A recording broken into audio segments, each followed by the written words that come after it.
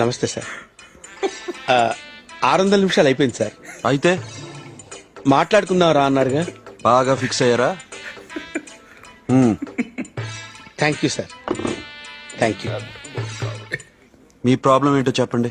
Morning పొట్టంతా రాయిలా tight గా ఉంటుంది సార్. అది నాకెందుకు చెప్తున్నారు?